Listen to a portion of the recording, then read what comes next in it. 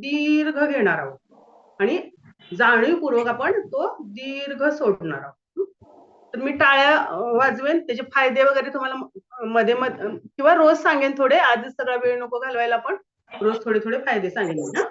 दीर्घ श्वसनाचे फायदे काय आहेत, तर आपल्याला जे आपले वायुकोश असतात फुफ्फुसामध्ये, तर ते वायुकोश आपले अर्धवटच भरले जातात, जास्त पूर्ण क्षमतेने भरले जात नाहीत.